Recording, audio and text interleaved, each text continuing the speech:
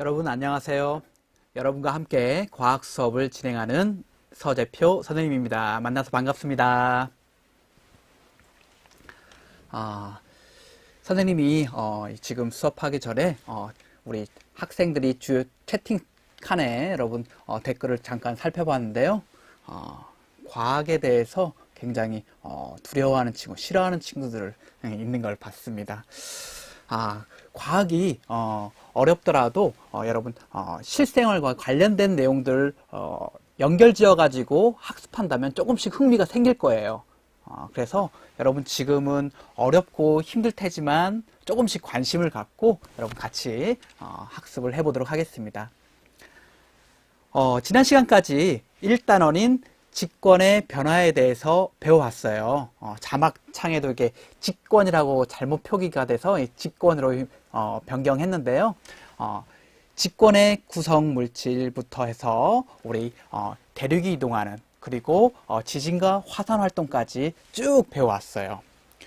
오늘 시간에는 2단원으로 넘어가는 것이 아니라 1단원을 복습하는 차원에서 핵심 개념을 같이 다시 한번 살펴보고요. 그리고 문제들을 같이 풀어보는 시간을 갖도록 하겠습니다.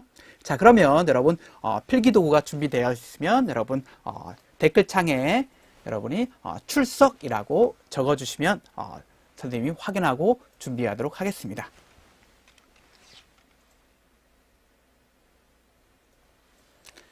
자, 출석이라고 여러분 좀 쓰면서 여러분 이번 시간에 같이 학습 목표를 한번 확인해 보도록 하겠습니다. 자, 오늘 학습 목표는 두 가지인데요. 직권의 변화의 중요 개념을 정리하여 설명할 수 있다. 그리고 두 번째는요. 직권의 변화 단원에서 문제를 스스로 해결할 수 있다. 이 두 가지인데요. 1단원이 생소한 단어와 용어들이 굉장히 많이 나타났어요. 그러다 보니까 지나가 버리면 그 용어들을 개념들이 어떤 내용이었는지 좀 기억이 안 날 때가 많죠. 이번 시간에 꼭 기억해 보도록 하고요. 그리고 문제도 한번 같이 풀어보면서 해결하는 능력을 같이 한번 키워보도록 하겠습니다. 자, 첫 번째 문제입니다. 여러분이 한번 1번에 한번 해당되는 것을 적어주시기 바랍니다. 지구를 구성하는 육지, 바다, 대기 등의 각 요소가 서로 영향을 주고받으며 전체를 이루는 것. 이것을 뭐라고 할까요? 자, 우리가 살고 있는 지구의 모든 요소들을 포함하는 것을 말합니다. 자, 그렇죠. 예, 지구계라고 이렇게 많은 학생들이 답변해 주고 있네요. 자, 우리가 살고 있는 지구를 배우고 있는 단원이죠. 자, 지구계입니다. 그러면 지구계를 구성하고 있는 구성 요소는 그림 한번 살펴볼까요? 기권, 그리고 수권, 직권, 생물권, 외권 이 5가지 구성 요소를 배웠죠. 자, 그러면 더 자세하게 살펴보도록 하겠습니다. 자, 지구계의 구성 요소입니다. 자, 첫 번째, 커다란 산이 나와 있네요. 토양이나 암석으로 이루어진 지구의 표면, 그리고 지구 내부 속까지 모두 포함합니다. 이것을 우리가 직권이라고 하죠. 그럼 두 번째입니다. 바다의 출렁이는 파도 그림이 보이죠? 자, 2번에 해당되는 부분, 해수, 지하수 등과 같이 물이 존재하는 영역을 뭐라고 하죠? 네, 학생들 자 답변하고 있습니다. 자, 정권이 아니라 수권이죠. 수권. 예, 수권입니다. 자, 수권 중에는 가장 많이 차지하고 있는 게 바로 해수죠. 바다죠. 그게 약 한 98%를 차지하고 있는데 나머지는 빙하도 마찬가지 한 1.8% 정도인가 차지하고 있다고 해요. 그러면 나머지 우리가 이용할 수 있는 지하수나 그리고 강, 호수에 있는 물은 굉장히 적은 양이에요. 그래서 우리는 물을 정말 아껴 써야겠다라는 생각을 가져야 되겠습니다. 자, 다음입니다. 자, 다음 첫 번째 위에 있는 사진을 보시면 지구 표면을 둘러싸고 있는 공기층인데요. 질소와 산소가 우리가 많이 차지하고 있죠. 그 부분을 기권이라고 합니다. 자, 그 다음 우리뿐만 아니라 사람뿐만 아니라 그리고 지구에 사는 모든 동식물 그리고 더 작은 세균까지 포함한 생명체를 우리는 생물권이라고 하죠. 자, 여기에 나와 있는 그림은 굉장히 작아서 잘 보이진 않는데요. 올빼미인지 부엉인지 모르겠네요. 제가 한번 재밌는 그림을 한번 가져와 봤어요. 자, 부엉이는 여기 귀가 있어가지고 이렇게 비읍 모양으로 이렇게 표현하고요. 그리고 올빼미는 귀가 좀 작아서 잘 보이지가 않네요. 이렇게 둥그런 모양을 올빼미라고 합니다. 한번 부엉이와 올빼미를 한번 구별해 보도록 해요. 자, 그 다음에 세 번째 네모칸입니다. 여러분, 기권 바깥쪽의 우주 공간. 쉽게 말하면 지구에 영향을 주는 태양이 있는 거죠. 이것을 뭐라고 할까? 그렇죠. 외권이라고 하죠. 외권. 자, 참 잘했습니다, 여러분. 자, 이렇게 지구계의 구성하는 요소는 5가지가 있습니다. 그 중에서 우리가 이번 단원을 배워본 내용은 직권이었죠. 자, 그럼 다음 화면 넘어가도록 할게요. 자, 지구의 내부 구조는 구성물질과 물질이 상태가 다른 어떤 구조를 이루고 있다라고 합니다. 어떤 구조? 4글자인데요. 구조까지 합치면 4글자입니다. 자, 어떤 구조로 되어 있을까? 자, 다시 한번 지구 내부는 이렇게 어떻게 돼 있죠? 층층층 돼 있죠? 네, 그런 구조를 뭐라고 할까? 자, 여러분 채팅창에는 다른 내용보다는 선생님과 함께 수업하는 내용들을 적어주시면 되겠습니다. 서한결 학생, 선생님 하고 잘하는 친구인 것 같아요. 네, 층상구조입니다. 자, 층상구조. 다 함께 한번 층상구조를 한번 적어보세요. 굉장히 중요한 단어거든요. 지구의 내부 구조는 층상구조로 되어 있다. 이 구조는 어떻게 층으로 되어 있는지 알아낼 수 있었을까요? 직접 뚫어가지고 지구 깊이 있는 속까지 파서 알아낼 수 있었을까? 그렇지 못했죠. 자, 지구 내부 구조는 지진파 분석 방법으로 알아내었습니다. 지진파를 쏘면은 다시 되돌아오는 부분을 파악해서 그 지진파의 빠르기를 가지고 그럼 층상구조로 이루어졌다는 것을 알아내었습니다. 자, 그러면 지구의 층상구조 이 4개의 층으로 된 부분을 알아볼 텐데요. 먼저 가장 바깥쪽에 있는 층입니다. 그 층을 우리는 지각이라고 하죠. 지각은 대륙지각과 해양지각으로 나눕니다. 그리고 지각 아래층에는 지구 전체의 부피 중에서 가장 많이 차지하고 있는 부분 뭐라고 하죠? 그렇죠. 멘틀이라고 하죠. 멘틀. 그리고 5번 문항까지 다 작성하고 계신데요. 자, 멘틀 아래층은 액체 상태로 되어 있는 외핵입니다. 그럼 외핵이 액체 상태인지 어떤 고체 상태인지 어떻게 알아낼 수 있었을까요? 자, 우리 지진파 중에서 S파가 있어요. S파는 S파를 쏘았을 때 액체 상태는 통과하지 못한다고 해요. 그래서 지각과 멘틀은 S파가 통과했는데 외핵에는 통과하지 못하는 것으로 우리가 확인돼서 외핵은 액체 상태로 추정하고 있습니다. 그러면 더 깊은 곳에는 그렇죠. 외핵이라고 하죠. 외핵은 지진파의 속도가 다시 크게 빨라짐에 따라서 고체 상태로 추정하고 있습니다. 자, 여러분 이 4개의 층 다시 한번 확인하셨나요?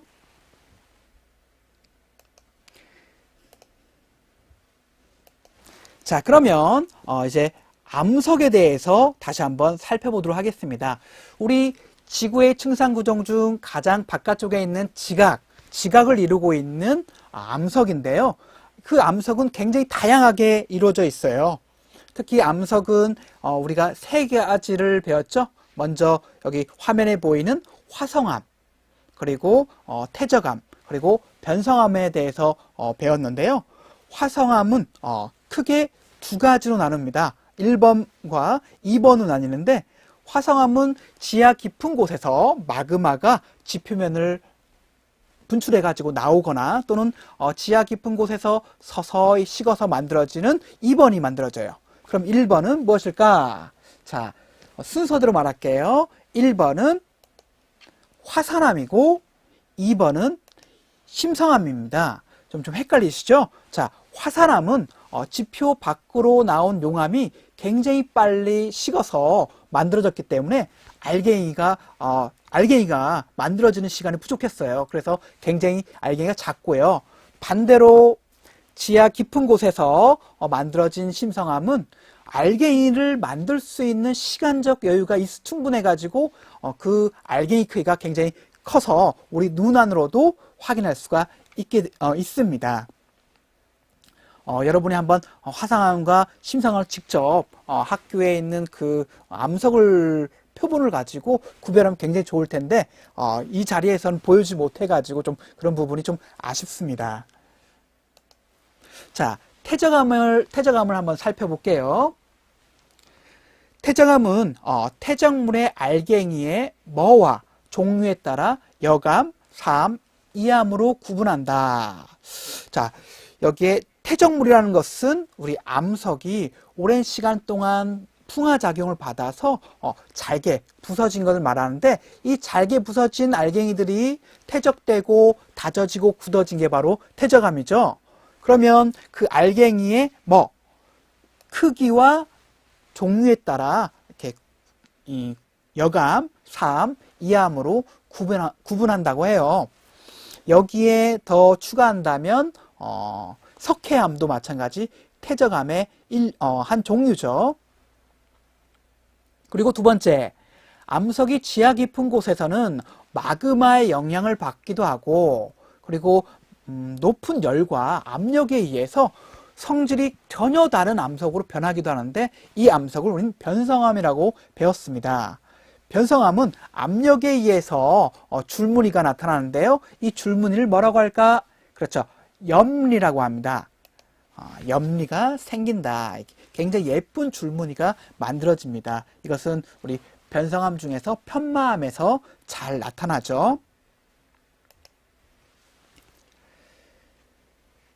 자, 이렇게 다양한 암석들이 생성될 때 그 암석들은 생성된 그대로 유지가 되는 게 아니라 계속 끊임없이 변해와요.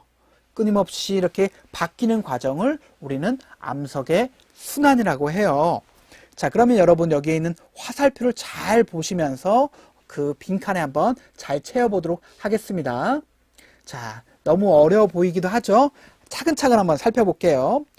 5번입니다. 5번 빈칸을 보시면 여기서 잘게 부서져서 5번이 되었죠. 즉 암석이 잘게 부서진다. 이런 물질을 뭐라고 불리냐? 태적물이라고 합니다. 태적물.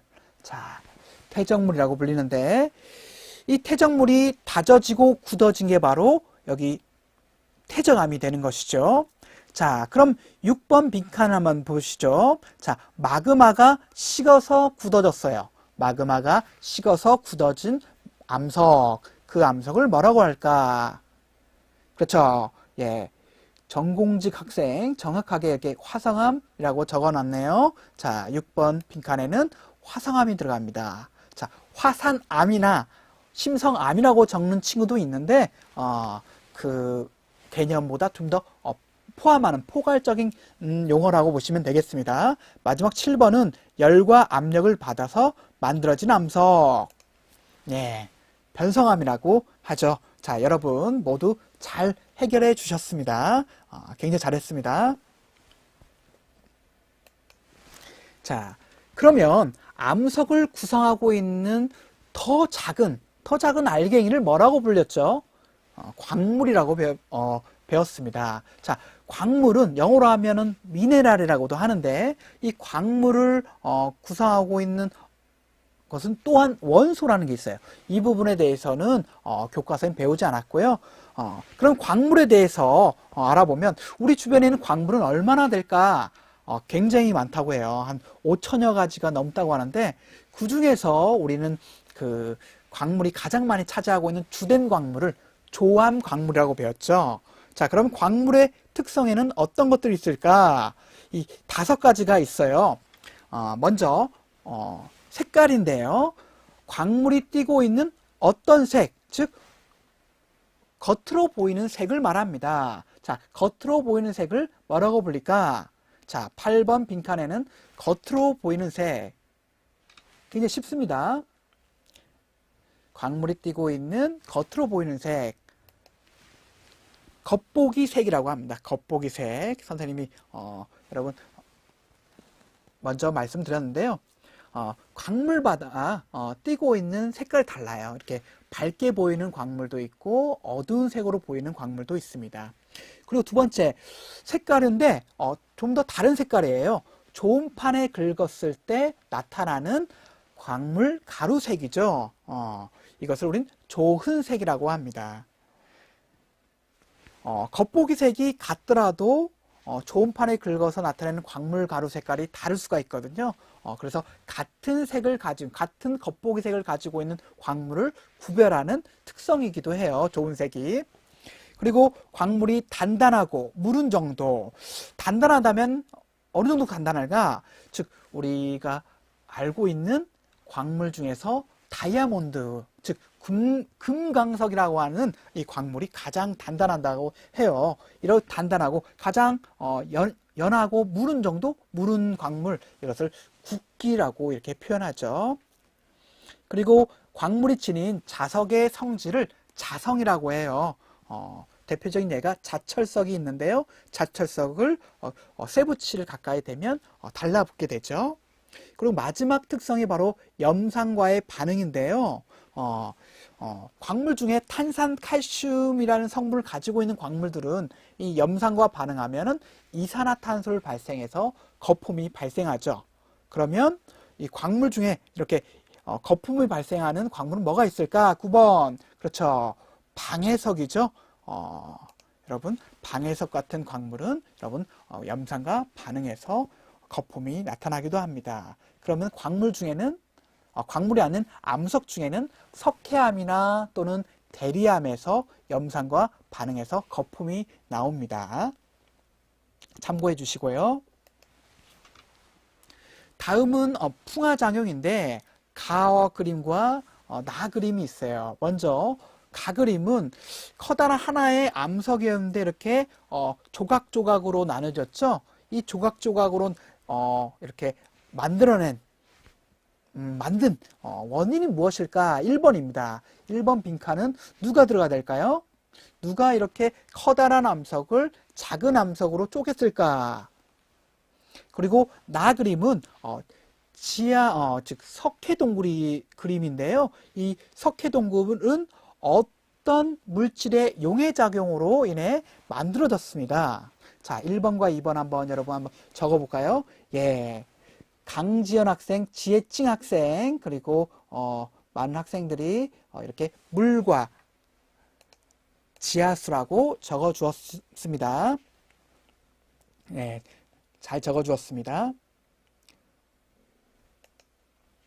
그리고 토양의 생성은 이렇게 암석이 오랫동안 풍화작용으로 형성됩니다. 그러면 3번 빈칸에는 간단하게 풍화로 인해 형성이 되죠. 자, 이제 선생님과 함께 지지난 시간에 배워봤던 거죠. 베게너가 제시한 이론입니다. 뭐라고 했죠?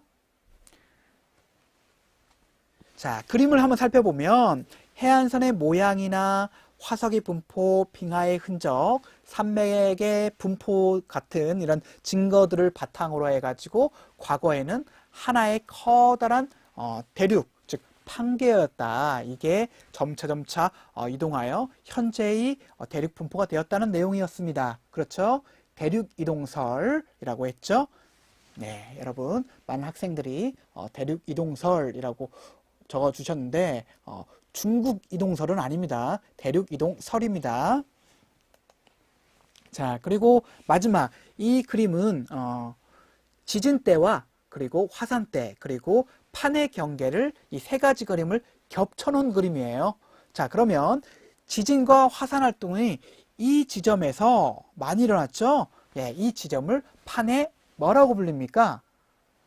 예, 한건희 학생 경계면, 네, 간단하게 말해서 예, 경계에서 잘 일어난다고 우리 잘 배워봤죠? 자, 왜냐하면 판이 이동함에 따라서 이 판의 경계에서 충돌이 일어나거나 또는 어긋나거나 그러면서 지진과 화산 활동이 잘 일어나고 있습니다. 자, 여기까지 선생님과 함께 일단은 예, 핵심적인 개념들을 한번 알아보았어요. 그러면 여러분이 한번 이 핵심적인 개념을 가지고 한번 그림을 한번 그려볼 텐데요. 여러분 간단하게 연습장을 가지고 한번 따라와 주시면 되겠습니다. 자, 여러분 직접 그리는 게 중요하기 때문에 선생님은 한번 생각 그물을 함께 그려보는 걸 어떻게 그려보는가 한번 그 부분만 간단하게 살펴보도록 할게요. 자, 우리 이번 단원의 대단원이 바로 직권의 변화였죠. 직권의 변화에서 큰 가지가 어떤 내용이 나왔었냐? 첫 번째가 지구계 그리고 직권의 구조였어요. 그럼 지구계에서는 이 세 가지가 아니라 5가지였죠? 5가지가 서로 상호작용하는 그림으로 둥글게 표현하면 좋을 것 같아서 이렇게 나타냈네요. 직권, 수권, 기권, 생물권, 외권이 서로 상호작용하고 있다. 연결되어 있다. 라고 있는 그림이 나타나 있고, 직권의 구조, 즉 층상 구조를 나타내면 되겠네요. 이렇게 지각, 멘틀, 외핵, 내핵 순으로 이렇게 나타난 그림이 보입니다. 자, 다음은 지각을 구성하고 있는 암석, 그리고 암석을 구성하고 있는 광물로 큰 가지가 이렇게 2갈래로 나뉘었습니다. 자, 암석은 생성 과정에 따라서 화성암, 태적암, 변성암으로 나뉘었죠. 각각의 특징들을 그림으로 잘 나타낸 것 같아요. 화성암에는 이렇게 겉에는 이게 화산암이, 그리고 지하 깊은 곳에서는 심성암이, 그리고 태정암은 이렇게 태정암에서 나타난 특징, 층리와 화석이 발견된다. 그리고 변성암은 이렇게 압력에 의해서 나타난 염리를 굉장히 깨알같이 이렇게 잘 표현했던 그림입니다. 그림을 잘 그려놓는 것보다는 여러분이 알기 쉽게 그리고 기억하기 쉽게 굉장히 간단하게 그려주시는 게 핵심입니다. 자, 광물은 우리가 주변에 있는 주된 광물 뭐라고 불렸죠? 조암 광물이라고 배웠죠. 그리고 광물의 특성 5가지 등을 한번 배워봤습니다. 자, 마지막 큰 가지는 풍화, 그리고 대륙이동설, 그리고 지진과 화산입니다. 자, 그럼 한번 여기 빈칸이 있네요. 빈칸에 있는 내용 한번 넣어볼까요? 풍화, 물이라든지 물이 어는 작용이라든지 식물의 뿌리 작용, 그리고 지하수의 작용, 이런 것들로 인해 가지고 풍화 작용이 일어나죠. 풍화 작용이라면 암석이 뭐로 변했죠? 자, 4번에 들어갈 빈칸. 자, 반다비 학생. 그렇죠. 토양이 됩니다. 잘 얘기해 주셨어요. 자, 그리고 대륙이동설의 증거 4가지 기억나시나요? 여러분, 두 대륙의 해안선이 일치하였고 화석 또는 빙하 흔적, 산맥의 분포가 연결된다는 증거에 따라서 베게너가 주장하였죠. 그리고 마지막 시간에는 지진과 화산, 지진을 나타낼 때 규모와 진도라고 표현하는 방법을 배웠고, 그리고 지진이 자주 일어나는 곳 지진대, 그리고 화산이 자주 일어나는 곳 화산대, 나타나는 이 지진대와 화산대가 판의 경계에서 거의 일치하더라라는 내용들을 우리가 굉장히 이렇게 자세히 배워왔습니다. 이렇게 개념들이 이렇게 생각 그물을 같이 그려보면서 다시 한번 기억하는데 더욱 오래 기억할 수 있도록 하는 방법의 한 가지입니다. 자, 그러면 여러분 이제 한숨 좀 돌리고 문제를 한번 풀어볼게요. 문제들은 선생님과 함께 살펴본 개념들 위주로 한번 풀어볼 텐데요. 어려운 내용이 없으니까 함께 풀어보도록 하겠습니다. 자, 1번 문제입니다. 지구계의 구성 요소를 쓰고 이를 근거로 달에 생명체가 없는 까닭을 설명하시오. 자, 먼저 첫 번째, 지구계의 구성 요소입니다. 5가지 무슨 권이 있었죠? 5가지 무슨 권? 한번 적어볼까요? 자, 여러분, 채팅창에 지구계의 구성 요소 다시 한번 기억한 의미로 한번 적어보시기 바랍니다. 자, 박하사탕 학생이 직권, 수권, 외권, 생명권이라고 적었는데 생명권이 아니라 그렇죠. 최기현 학생이 생물권이라고 적어주셨죠. 자, 외권까지 5가지 구성 요소를 잘 적어주셨어요. 자, 그럼 달에 생명체가 없는 까닭은 무엇인가요? 자, 바로 이 지구계의 구성하고 있는 요소 중에서 2가지가 없어서 그래요. 2가지. 어떤 거와 어떤 것이 없어서, 자, 김현성 학생 기권과 직권이 없어서 달 표면에도 딱딱한 암석이 있겠죠? 직권은 존재합니다. 자, 그렇죠. 공기가 없어서 기권이죠. 이병화 학생 수권. 예, 맞습니다. 자, 생명체가 살아가는데 가장 중요한 공기, 즉 기권과 물, 수권이 없기 때문에 생명체가 살 수가 없게 되는 것이죠. 자, 잘 말씀해 주셨습니다. 자, 2번째 문제입니다. 그림은 지권의 층상구조를 나타낸 것이다. 자, 다시 한번 층상구조 기억하시죠? 자, 가장 바깥쪽에는 지각, 그리고 A층이 있습니다. A층의 명칭이 뭐였죠? 한번 적어보시고요. 그리고 외핵과 내핵의 상태도 같이 한번 적어보시기 바랍니다. 그렇죠. 자, 멘틀이라고 적어주셨네요. 근데 어떤 학생이 멘틀에 맨이 어의 이로 적는 친구가 있어요. 예, 많은 친구들이 이게 혼동하는데 멘틀의 맨은 여러분 아예입니다. 그리고 외핵과 내핵의 상태를 비교해 보면 외핵은 어떤 상태, 그리고 내핵은 어떤 상태가 좀 달랐죠. 네.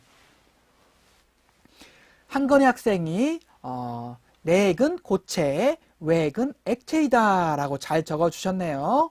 예, 다른 친구들도 마찬가지 정말 상태를 잘 적어주었습니다. 선생님이 개념 정리할 때 다시 한 얘기했지만 외핵은 지진파 중에 S파가 통과하지 못하면서 우리가 액체 상태로 추정하고 있어요. 자, 3번 문항 보도록 하겠습니다. 자, 3번 문항은 화성암을 분류하는 과정입니다.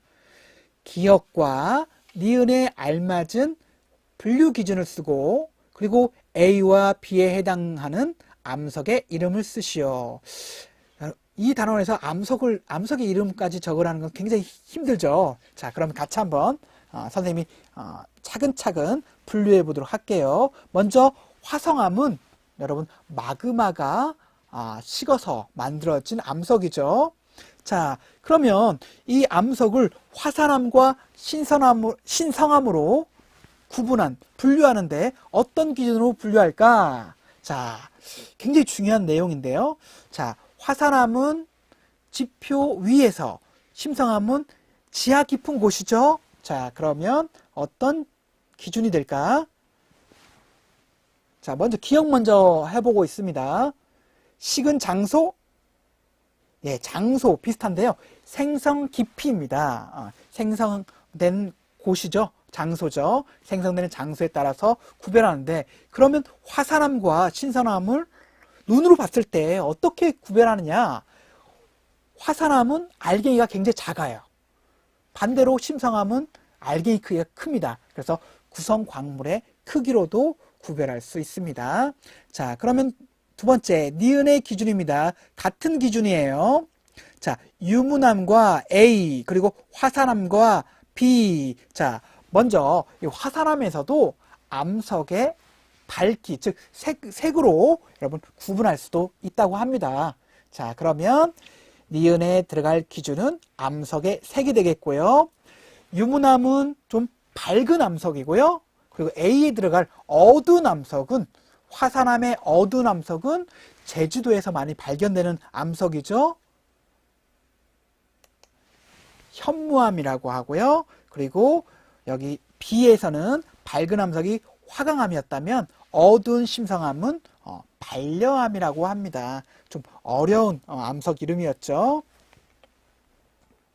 네, 많은 학생들이 이렇게 암석의 이름까지 잘 적어주셨네요. 네. 자, 4번 문항입니다. 암석에서 관찰할 수 있는 층리와 염리를 비교하여 설명하시오. 자, 여러분, 층리와 염리는 다른 암석에서 발견돼요. 그 기준으로 한번 설명해 보도록 할게요. 선생님이 시간 관계상 한번 설명할게요. 자, 층리는 태적물이 번갈아 쌓이면서 만들어진 줄무늬고요. 그래서 태적암에서 발견됩니다. 그리고 염리는 높은 압력에 의해서 만들어진 줄무늬로 변성암에서 볼 수 있다고 합니다. 자, 그래서 여러분이 기억해야 될 것은 층리는 태적암에서 나타나고 염리는 변성암에서 볼 수 있는 특징이다 라고 보시면 되겠습니다. 자, 5번 문항입니다. 자, 이런 문항이 좀 어렵게 보이는데요. 차근차근 한번 살펴볼게요. 이암, 화강암, 편마암을 특징에 따라 구분하는 과정을 나타낸 것입니다. 자, 이에 대한 설명으로 옳은 것을 보기에서 모두 고르시오. 자, 세 가지 암석이 있는데 이암은 진흙으로 구성된 진흙으로 구성된 태적암이었고, 화강암, 편마암, 화강암은 화성암이었고 편마암은 변성암이었죠. 자, 그럼 태적물이 쌓여서 만들어진 태적암은 누구였죠? A에는 이암이 들어가고요. 그리고 아닌 거는 화강암과 편마암이 됩니다. 거기에서 다시 염리, 변성암에서 염리가 관찰이 되죠. 변성암은 얻는 것이었나요? 편마암이었습니다. 그리고 그것도 해당되지 않는 것은 화강암이라고 하죠. C에는 화강암이 됩니다. 자, 그러면 보기를 볼게요. A, 즉 이암은 주로 모래로 이루어진 암석이다. 이암은 다른 말로 하면 셰일이라고 하는데 모래가 아닌 진흙으로 이루어진 암석입니다. 기억은 틀렸고요. 자, 니은 A가, 즉 이암이 열과 압력을 받으면 B가 생성될 수 있다. 자, 교과서를 다시 보면은 이암이 높은 열과 압력을 받으면 편마암으로 바뀌게 됩니다. 자, 그래서 니은은 맞는 표현. 그리고 C는 화강암이죠. 마그마가 천천히 냉각되어 생성된 암석이었죠. 자, 정답은 니은 C 되겠습니다. 자, 6번 문항입니다. 다음은 암석의 순환을 나타낸 것입니다. A, B, C에 들어갈 알맞은 말을 쓰시오. 자, 잠깐 이렇게 화면이 좀 안 나오고 있는 상태인데요. 자, 암석에 쓰면 암석들이 그대로 있는 게 아니라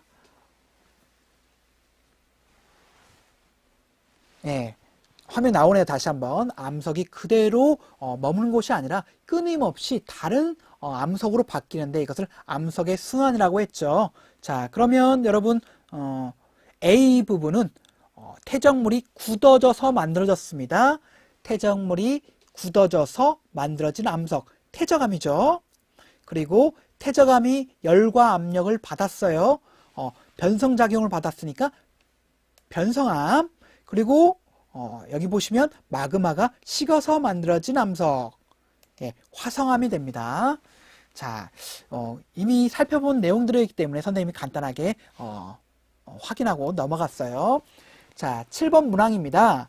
야외에서 금색으로 반짝이는 광물들이 발견되었어요. 이 광물이 황철석인지 아니면 금인지 확인하는 방법, 광물의 특성과 관련지요 설명하시오. 자, 이건 한번 여러분 댓글창에 한번 적어보시기 바랍니다. 자, 이게 진짜 금인지 아니면 다른 암석인지 광물인지 한번 확인하는 방법이요. 예, 이재현 학생 좋은 색 좋습니다. 좋은색 정확하게 얘기해 주셨어요. 자, 금이면 좋은 색이 이렇게 노란색, 금색깔로 나타납니다. 하지만 황철성인 경우에는 겉보기에는 노란색인데 긁어보면, 좋은 판에 긁어보면 검은색으로 나타나요. 이렇게 해서 좋은 색으로 구별할 수 있습니다. 여러분이 학교에 오시면 이렇게 좋은 판에 한번 같이 한번 긁어보면 더욱더욱 잘 확인할 수가 있게 될 겁니다. 자, 8번 문항입니다. 이것도 마찬가지 선생님이 개념 확인할 때 확인했으니까 간단하게 볼게요. 물이 어는 작용과 지하수에 의한 작용을 설명하시오. 물이 얼면 부피가 커집니다. 부피가 커지면서 암석에 균열을 발생시키고 그것이 더 확장돼 가지고 이렇게 잘게 부서지거든요. 이러한 물리적인 풍화작용을 나타내기도 하고, 지하수에 의한 작용은요, 석회암 지대에 지하수가 용해작용으로 석회 동굴을 만들어내기도 해요. 자, 이런 내용을 간단하게 적어보았어요, 선생님이 먼저. 자, 다시 한번 확인해 보시고요. 자, 9번 문항입니다. 자, 선생님이 지난 형성평가 때도 보여드린 그림인데요. 백예너가 가장 먼저 올해 과거에는 어떤 대륙 분포로 되어 있었을까 보시면, 대륙들이 다 함께 모여있는 가가 가장 오래되었죠. 그 다음 조금씩 분리되면서 다 그림, 그리고 점차 현재의 분포인 나 그림으로 나와 있다. 가, 다, 나가 되겠죠. 예, 이재은 학생 굉장히 잘 답변해 주셔서 감사합니다. 네. 자, 10번 문항입니다. 같은 규모의 지진이라도 지역에 따라 피해가 다르게 나타나는 까닭을 규모와 진도라는 용어로 한번 설명해 보세요 라고 나와 있네요. 자, 규모라는 것은 지진이 발생할 때 방출하는 에너지 양이었어요. 이건 좀 절대적인 값입니다. 하지만 진도라는 것은 지진이 발생한 위치에 따라 나타나는 흔들리는 정도와 피해 정도를 말하거든요. 그래서 좀 진도는 지역에 따라서 다르게 나타난다고 했죠. 그래서 한번 적어보면 너무 많은 내용이다 보니까 여러분 정리할 시간은 없을 것 같아요. 규모는 방출한 에너지 양을 나타내는 값이고, 진도라는 것은 지진이 발생한 지점에서의 흔들린 정도와 피해 정도를 나타내기 때문에, 진도는 피해 정도가 위치에 따라서, 지진이 발생한 거리에 따라서 다르게 나타나게 되는 것이죠. 자, 선생님과 함께는 이번 11번 문항까지 한번 풀어봐야 될 것 같아요. 시간이 좀 부족해가지고 11번 문항까지 선생님과 함께 풀어보고요. 12번부터는 여러분이 한번 선생님이 온라인 수업 자료실에 한번 올려놓은 자료를 한번 보시면서 풀어보는 시간은 여러분이 가지도록 해보시면 되겠습니다. 자, 마지막 11번 문항 한번 풀어볼게요. 자, 그림은 우리나라 주변의 판을 나타낸 것이다. 우리나라가 일본보다 지진과 화산 활동으로 인한 피해가 비교적 작은 까닭을 알면 한번 설명하시오. 자, 먼저 일본과 우리나라는 모두 유라시아판에 있습니다. 하지만 일본은 우리나라와 다르게 어떠한 곳에 머물러 있죠? 머물러 있다기보다는 일본이라는 나라가 어디 근처에 있죠? 자, 그 부분 한번 살펴보시면 여러분 쓸 수가 있겠는데요. 자, 이영준 학생이 일본은 판의 경계에서 있지만 우리나라는 그 경계에서 좀 멀어서, 즉 판의 경계라는 말 잘 써주셨네요. 자, 지진과 화산 활동은 판의 경계에서 활발하게 일어나죠. 그러나 일본은 우리나라보다 판의 경계에 위치하기 때문에 지진이나 화산 활동이 빈번하게 발생하고 있고, 반대로 우리나라는 이 판의 경계에선 좀 더 떨어져 있죠. 그렇기 때문에 비교적 일본보다는 적게 나타난다고 합니다. 자, 오늘 선생님과 함께 문제풀이는 여기까지 하고요. 12번 문항부터 그리고 과학 글쓰기까지는 한번 간단하게 여러분 학습 복습하는 차원으로 해서 과제로 드릴게요. 자, 그러면 넘어가도록 할게요. 자, 다음 수업 시간에는 2단원을 배워볼 거예요. 다음 시간에 배워볼 내용 중에는 크게 힘의 표현, 여러 가지 힘 중에서 힘을 어떻게 표현하는지 방법을 배워볼 거고요. 그리고 힘 중에서 지구가 끌어당기는 힘, 즉 물체를 끌어당기는 힘인 중력과 중력을 측정하는 부분이 있어요. 이걸 질량과 무게라고 하는데 이 내용을 한번 구별해서 배워보는 시간을 갖도록 하겠습니다. 자, 그러면 여러분 내일 모레가 되면 여러분 우리 중학교 1학년 학생들도 온라인 개학을 하게 되는데요.